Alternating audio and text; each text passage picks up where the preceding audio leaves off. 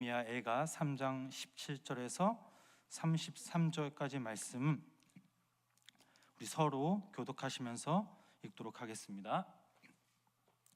주께서 내 심령이 평강에서 멀리 떠나게 하시니 내가 복을 내어 버렸으며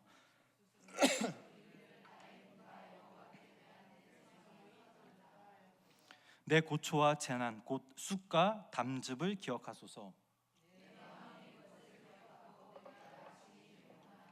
이것을 내가 내 마음에 담아 두었더니 그것이 오히려 나의 소망이 되었사옴은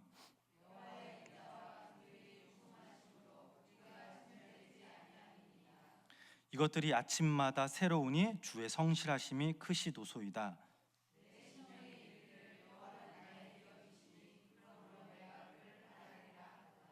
기다리는 자들에게나 구하는 영혼들에게 여호와는 선하시도다.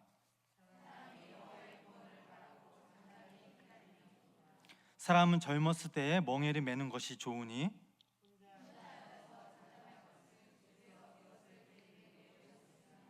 그대 입을 땅의 티끌에 댈지어다. 혹시 소망이 있을지로다.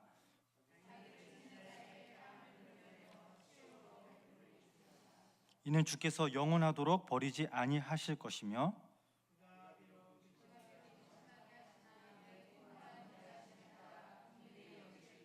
함께 합독하겠습니다. 주께서 인생으로 고생하게 하시며 근심하게 하심은 본심이 아니시로다. 아멘. 시간 생명사속 나오셔서 하나님께 귀한 찬양 올리도록 하겠습니다.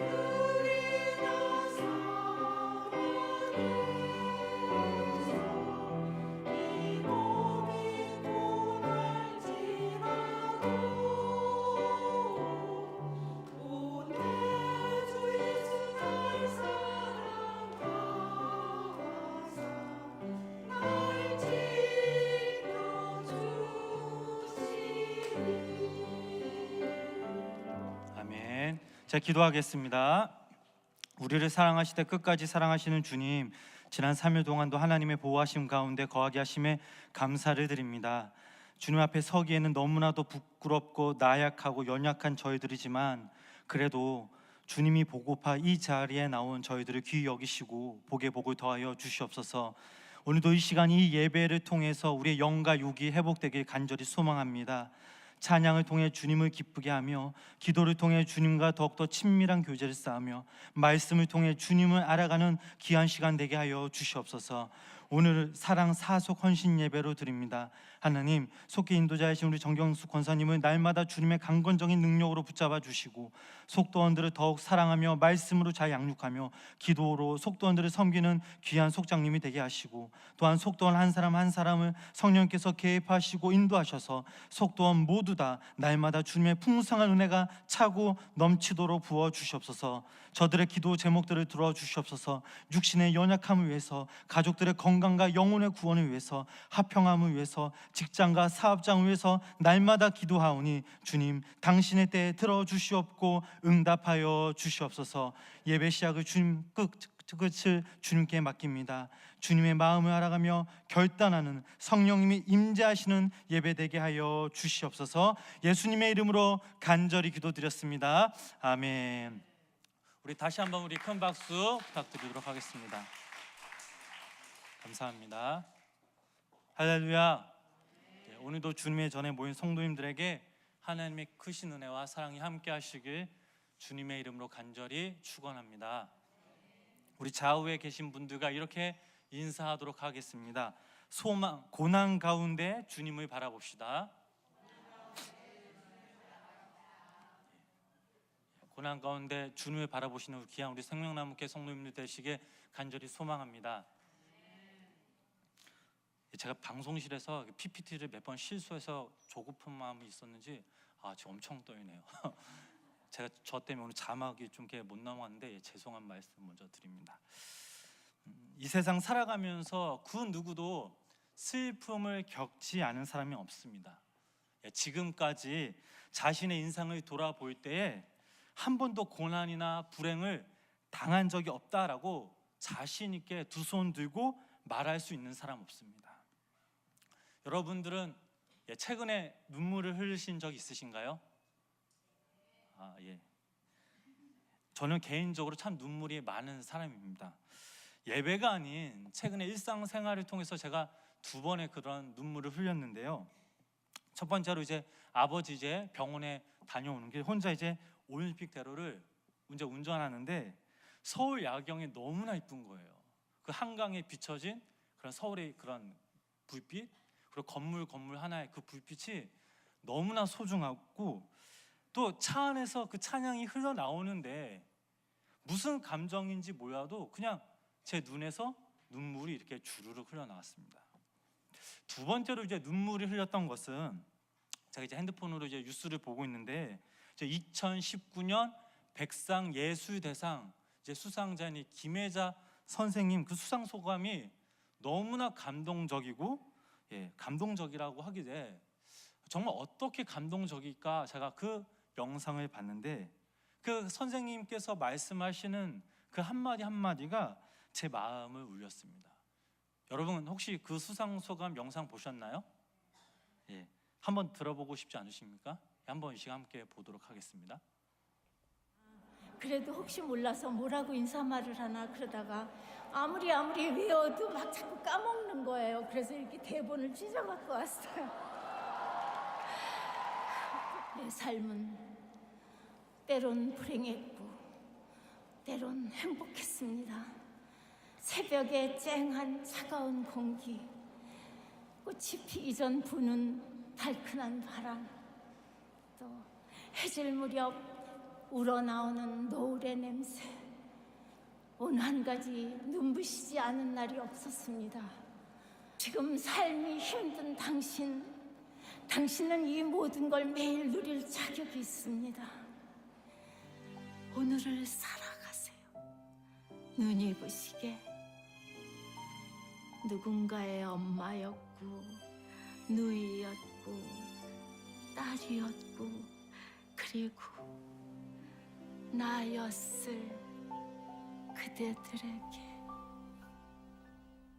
이 영상이 어느 드라마에 나오는 그런 김혜자 선생님에 의한 대사입니다.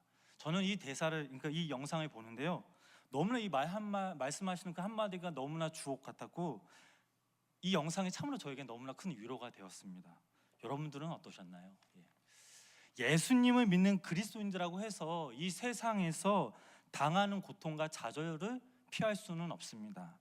그러므로 우리에게 중요한 것은 만약에 우리에게 어떠한 좌절과 고통이 온다면 우리는 이것을 어떻게 극복할 수 있을까? 어떻게 이겨낼 수 있을까라는 그런 사실입니다. 물론 그리스도인들이 이겨내는 방법은 세상 사람들과 다른 방법입니다.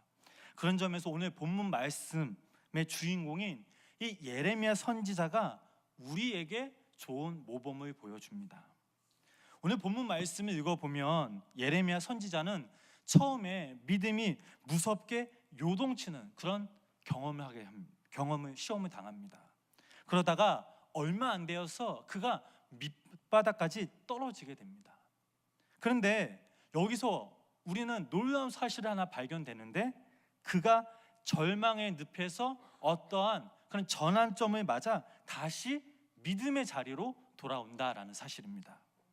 1절부터 17절까지는 예레미야의 그 믿음이 뿌리채 흔들리는 그런 가정을 그리고 있고 또 18절부터 20절까지는 절망의 늪에 빠져 있는 상황. 그러나 21절로서부터 하나의 그런 전환점을 발견하여 22절로부터 33절까지는 믿음을 되찾아서 하나님을 찬양하는 그런 자리로 돌아오는 모습을 우리가 볼 수가 있습니다. 살아가다 보면요, 생각과 현실이 일치하지 않을 때가 참 너무나 많이 있습니다.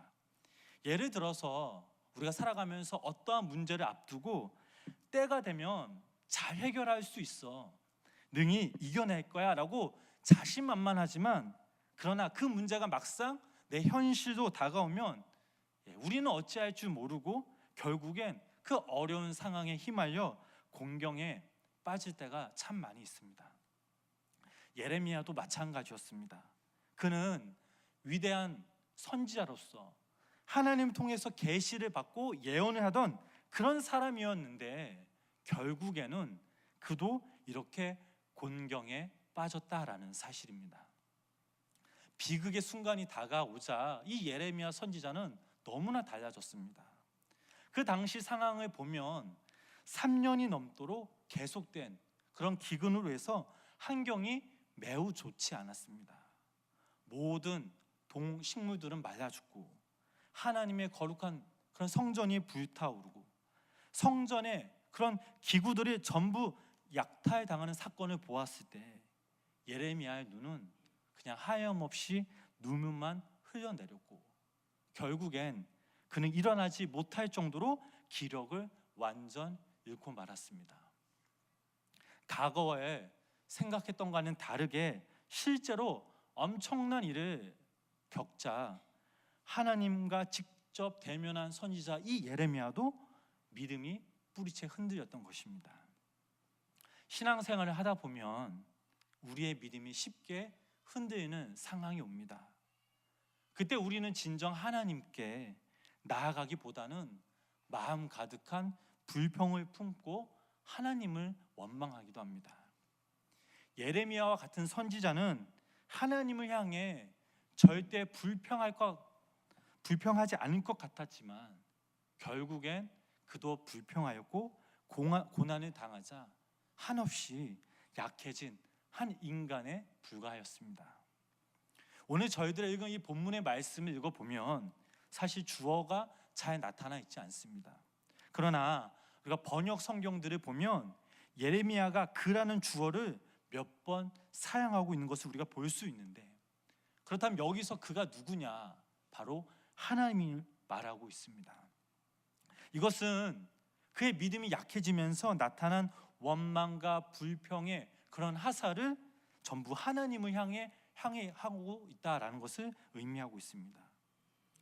그 내용들을 보면 예레미야 선지자의 입에서 나오는 불평밖에 없습니다. 선지자의 입에서 나올 수 없는 하나님을 원망하는 소리가 나오고 있습니다.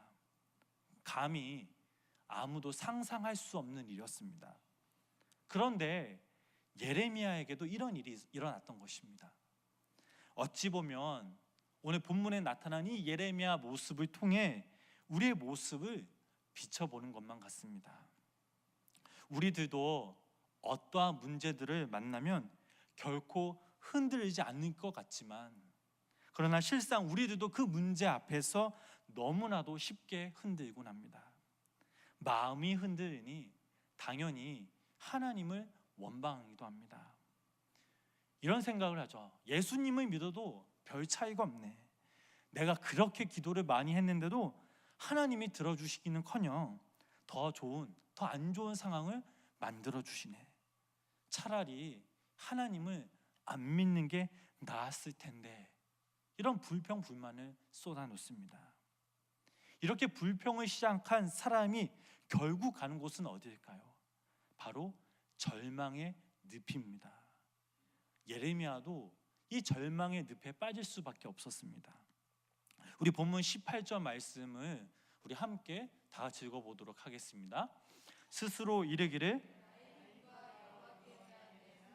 끊어졌다 하였도다. 아멘. 절망의 순간, 이 낙심의 순간 반드시 누군가 찾아옵니다. 하나님도 필요 없고 이젠 그 누구도 나에게 소용없어 라며 불청객이 찾아옵니다. 그렇다면 그 불청객이 누구일까요? 그것은 그 다음 절인 19절 말씀을 통해 구체적으로 다 알 수 있습니다. 우리 19절 말씀 우리 함께 읽어보도록 하겠습니다. 내 고초와 재난 곧 쑥과 담즙을 기억하소서. 아멘. 쉬운 성경으로 읽어보면 주님 제 고난과 제 괴로움을 기억해 주십시오. 쓰라린 고통을 기억해 주십시오라고 나와 있습니다. 여기서 우리가 중요하게 볼 단어가 있습니다. 바로 기억하소서라는 단어에 우리가 집중할 필요가 있습니다. 이 말은 즉 예레미야가 과거에 당한 갖가지 고통과 고난을 새삼스럽게 기억하고 또 되새긴다라는 사실입니다. 그 기억 때문에 낙심된다라는 사실입니다.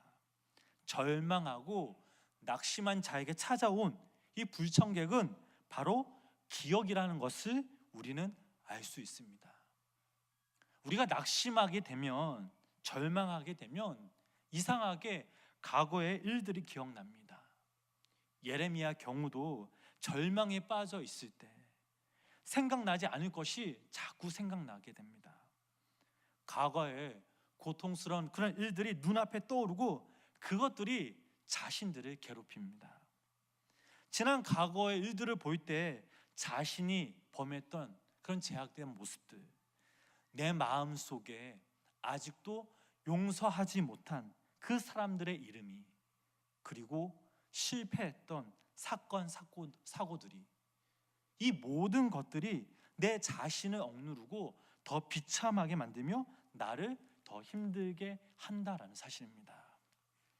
이 부분에서 우리가 깨달을 수 있는 그런 교훈이 하나 있다면 그것은 바로 우리가 날마다 주님 앞에 겸손해야 된다라는 사실입니다. 예레미야 같은 경우 정말 하나님의 선지자로서 불만이었던 그런 사람이었습니다. 하물며 평범한 우리는 더 말할 필요도 없습니다. 가장 중요한 사실은 어떤 것으로 우리의 신앙이 흔들리지 않도록 오직 주님께 믿음으로 나아가며 오직 하나님의 은혜만이 우리를 지탱할 수 있게 된다는 그 힘이라는 사실을 우리는 늘 기억해야 될 줄 믿습니다. 절망적인 상황 가운데 그러나 어느 한순간부터 예레미야가 변화되기 시작합니다. 절망의 상황에서 갑자기 돌변하는 하나의 전환점을 맞게 됩니다. 본문 우리 20절, 21절 말씀 우리 함께 읽어보도록 하겠습니다. 내 마음이 그것을 기억하고 이것을 내가 마음에 두었더니 그것이 오히려 나의 소망이 되었사오면. 아멘. 예레미야가 기억할 때 마음이 슬프고 낙심되었는데, 그러나 이런 것들을 생각해 보면 나에게 예레미야에게 소망이 있다라는 사실입니다. 한 문장 사이에 이것을이라는 단어가 들어가 있습니다. 많은 성경학자들이 과연 이것이 무엇을 가르칠까라는 것에 대해 다소 의견의 차이가 있지만 일반적으로 이것은 22절 말씀에 나오는 그런 내용을 말하고 있다라는 성경학자들이 대체로 말하고 있습니다. 그렇다면 이것은 무엇일까? 바로 하나님의 자비와 긍휼, 바로 하나님의 은혜라는 사실입니다. 절망의 상황 가운데 몸부림치고 있을 그 순간 예레미야에게 큰 전환점이 생겼는데, 즉 이것은 바로 하나님의 자비와 긍휼, 무궁무진한 하나님의 은혜라는 사실입니다. 이 사실이 이 예레미야 마음 중심에 일어난 것입니다. 이것은 바로 하나님의 놀라운 빛입니다. 이 빛이 어두컴컴한 그 곳을 비추기 시작하면서 그의 생각, 그의 마음이 변화되기 시작하였습니다. 예레미야가 생각했습니다. 내가 왜 절망만 안고 살아가고 있는 걸까? 내가 지금 이렇게 살아가고 있는데, 우리나라 백성들도 저렇게 살아가고 있는데 왜 우리는 벌써 망한 거라고 생각할까요? 바벨론에 잡혀간 친구들도 거기에 아직 살아가 있고, 분명 하나님께서 우리에게 약속한 것이 하나 있는데 왜 나는 그 약속을 믿지 못하는 걸까? 70년만 지나면 하나님께서 다시 우리 민족을 고국으로 돌아오게 하신다고, 저 불타는 예루살렘 성전을 회복하신다고 분명 약속하셨는데 왜 지금 나는 절망하고 있는 걸까? 문득 예레미야에게 이런 소망이 생겨난 것입니다. 즉 하나님의 약속, 하나님의 그런 자비가 떠오른 것입니다. 이제 예레미야는 하나님께서 던져주신 그 소망의 줄을 잡게 된 것입니다. 이곳에 모인 우리들도 행여나 구석의 자리에 앉아 울고 있을 때, 아무것도 할 수 없다고 낙심되었을 때, 사실 이 구석의 자리가 하나님께로 나아갈 수 있는 유일한 그런 소망의 길이 될 수 있음을 믿으시기를 바랍니다. 왜냐하면 그 절망의 자리에서 주님이 함께 하시고 또 우리를 소망의 길로 인도하시기 때문입니다. 하나님은 감히 우리가 생각할 수 없는 분, 우리가 단정 지어서는 안 될 분입니다. 그러나 아직도 이 땅의 많은 그리스도인들은 하나님을 자신의 생각 안에 가두며 신앙생활합니다.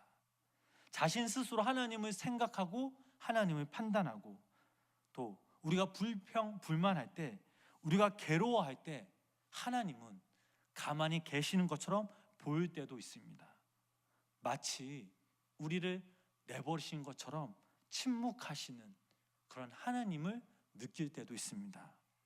그러다가 우리가 탈진하고 쓰러져 더 이상 소망이 없다고 생각할 때, 그때 하나님은 우리들에게 갑자기 어떠한 생각을, 어떠한 마음을 불러일으켜 주십니다. 영혼을 깨우는 말씀, 우리의 영혼을 솟게 하시는 그 하나님의 찬양, 그 어떠한 동기를 우리에게 부어주십니다. 바로 그 순간 우리 가운데 있던 그 절망의 순간이 찬송으로, 또 하나님께 기쁨과 감사함으로 또 소망이 바뀌는 전환점이 되는 것임을 믿으시기를 바랍니다. 어느 한 가정이 회사에서 너무나 힘이 듭니다. 회사 생활을 하다 보니까 위에서 누르고 또 밑에서 치어 올라옵니다. 회사의 업무가 날로 힘이 듭니다. 무기력증에 빠지고 내가 과연 이 회사를 버틸 수 있을까? 소중한 내 자식들을 먹여 살릴 수 있을까 생각해 보면 그야말로 그냥 첩첩산중입니다. 회사 가는 것도 싫고 집에 있는 것도 너무나 싫습니다. 그저 나 홀로 멀리 외로이 떠나가고 싶은 그런 심정입니다. 이런 감정이 반복될 때 어느 날 밤에 아내와 잠자리에 들었는데, 그 아내가 남편을 보며 이렇게 말합니다. 여보, 참 많이 힘들지. 내가 여보의 마음을 완전히 알 수 없지만 요즘 당신이 너무나 부쩍 힘들어 보이더라고. 아내는 손을 잡아주면서 기운내, 우리가 있잖아. 당신이나 나 그리고 우리 아이들이 이렇게 하루하루 건강하게 잘 살아가고 있잖아. 당신 곁에 우리가 있으니까 여보 잘 할 거라 믿어. 이런 말 한마디에 남편은 다시 힘을 얻고 다시 한번 그 고난, 그 역경을 헤쳐나아갈 수 있습니다.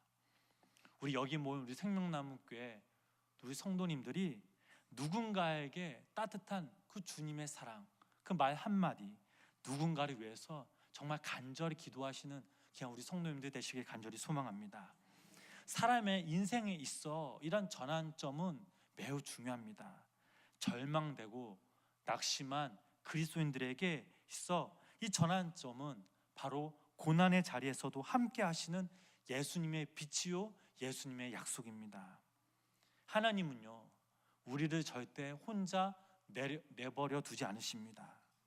믿음이 흔들리는 그 절망의 골짜기에서 혼자 걸어가도록 내버려 두지 않으십니다. 그저 뒤에서 묵묵히 우리를 보호하시고 우리를 인도하십니다. 그 예레미야 중심에 하나님의 자비와 하나님의 긍휼, 하나님의 은혜를 깨닫자 그는 다시 한번 일어서게 되었고 그의 영적인 상태가 얼마나 급변하고 있는지 본문 23절 말씀 통해 우리는 알 수 있습니다. 우리 23절 말씀 우리 함께 읽어보시겠습니다. 이것들이 아침마다 새로우니 주의 성실하심이 크시도소이다. 아침마다 하나님께서 부어주시는 그 은혜로 인해 예레미야는 다시 한번 힘을 얻습니다. 다시 한번 소망을 가지게 됩니다. 그리고 온전히 믿음의 사람으로서 회복되었습니다. 계속해서 24절 말씀입니다. 내 심령에 이르기를 여호와는 나의 기업이시니 그러므로 내가 그를 바라리라 하노라. 아멘. 예레미야가 고백하길 자기 기업의 일부분이라 하지 않고 자기 기업의 전부라라고 고백합니다. 흔들리던 믿음이 더욱더 견고해짐을 알 수가 있습니다. 예레미야는 이렇게 믿음이 강한 새 사람으로 회복되어서 하나님의 마음을 읽을 수 있는 놀라운 지경에 이르기까지 이르게 됩니다. 어찌 보면 우리들은 예레미야처럼 약하면 더 약했지 강한 사람들은 분명 아닙니다. 앞으로 우리의 인생길은 평탄하고 다 행복한 길만은 아닙니다. 분명 어두컴컴하고 때론 그 길이 너무나 외롭고 힘들고 절망적일 수도 있습니다.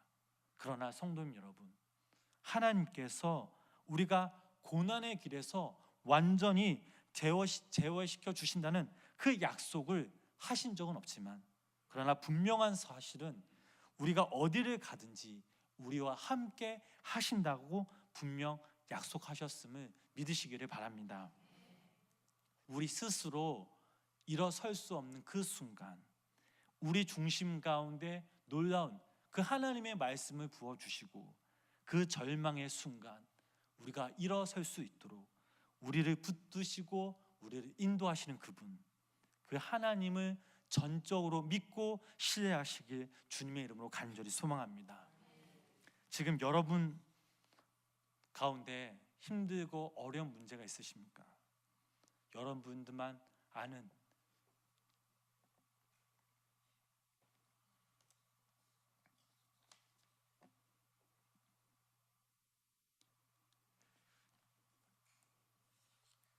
그런 고난 있으십니까?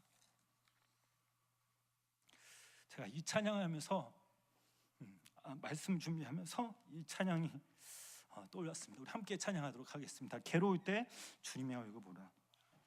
괴로울 때 주님의 얼굴 보라. 평안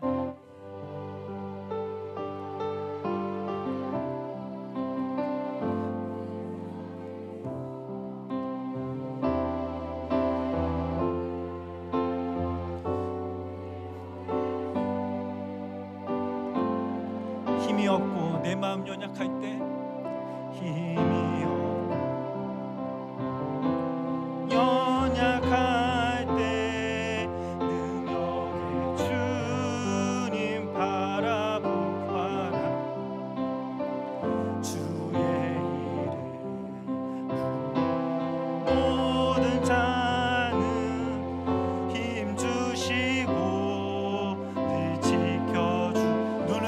들어 주를 보라. 눈을 들어 주를 보라. 내 모든 염려 주께 맡겨라. 슬플 때에 주님의 얼굴 보라. 사랑의 주님 안식 주리라. 여기 모인 우리 생명나무교회 모든 성도님들이 힘들고 외로워 낙심될 때 평화의 주님, 능력의 주님을 바라보시길 주님으로 간절히 소망합니다.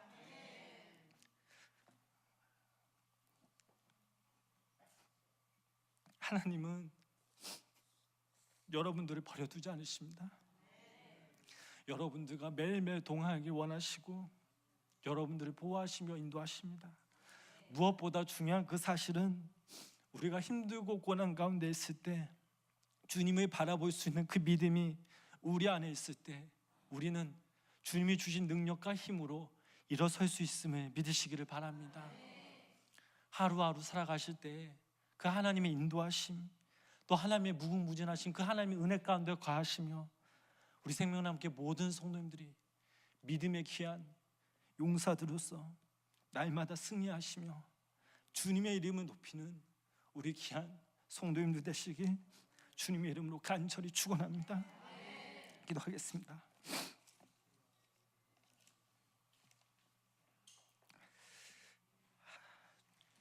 주님의 거룩한 성전에 함께 모여 예배하게 하시니 감사를 드립니다.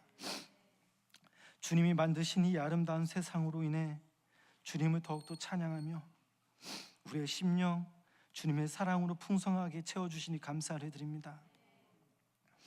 저희들은 매일매일 살아갈 때 주님의 자녀라고 고백하지만 그러나 주님, 저희들은 믿음으로 주님을 바라보지 못했고 전적으로 우리의 상황만 보며 우리의 상황만 매달렸습니다.